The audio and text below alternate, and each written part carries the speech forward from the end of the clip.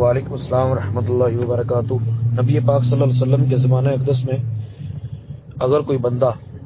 اگر یہ کہتا ہے یا رسول اللہ صلی اللہ علیہ وسلم میں نے ایک ہی طلاق دینی تھی، لیکن لفظ کو مؤکد کرتے ہوئے یعنی تاکید پیدا کرتے 3 مرتبہ بول دیا، تو رسول پاک صلی اللہ علیہ وسلم اس کی نیت کا اعتبار کرتے ہوئے فرما دیتے کہ ایک ہی طلاق واقعی ایسا ہو جاتا تھا۔ ایسا نہیں ہے کہ ہر وقت یوں سمجھا جاتا، کبھی کبھار جب وہ اظہار کرتا تو یوں مان لیا جاتا۔ صدیق اکبر رضی اللہ عنہ کے زمانے میں پھر اس طرح رہا،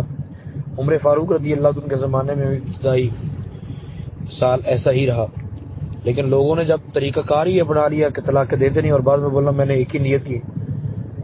تو معاملہ بگڑتا چلا گیا۔ تو فاروق اعظم رضی اللہ عنہ نے فیصلہ سنایا کہ آج کے بعد جو 3 دے گا تینوں ہی واقع ہو۔ ہمارے یہاں بھی دیکھ لیجئے طریقہ کار یہی ہوتا ہے کہ جب دے رہے ہوتے ہیں اس وقت ہوش ہی نہیں ہوتا،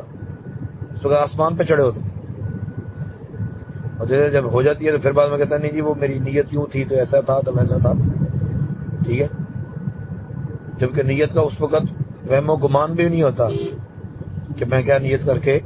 طلاق دے رہا ہوں۔ تو اگر کوئی یہ سمجھتا ہے کہ فاروق اعظم رضی اللہ عنہ نے فتویٰ دیا ہے تو ہم تو سرکار کی بات مانیں گے، تو سوال صرف اتنا ہے کہ کیا نبی پاک صلی اللہ علیہ وسلم کے فرمان کو عمر فاروق رضی اللہ عنہ سے زیادہ آپ سمجھ گئے؟ جبکہ تمام امت مسلمہ کے اندر تراویح کی جماعت پورا ماہ ادا کی جاتی ہے، تمام مسلمان جو ایسا کرتے ہیں، اور یہ بھی رسول پاک صلی اللہ علیہ وسلم کے زمانے میں صرف 3 دن ہوئی، پھر ابوبکر صدیق رضی اللہ عنہ کے زمانے میں طرح لوگ نماز تراویح پڑھتے رہے، اور فاروق اعظم رضی اللہ عنہ نے پھر شروع کی، اس پہ سارے عامل ہیں۔ تو طلاق والا معاملہ بھی فاروق اعظم رضی اللہ تعالیٰ عنہ کے فتوے کے مطابق اب جس نے 3 دی تینوں ہی واقع ہوں۔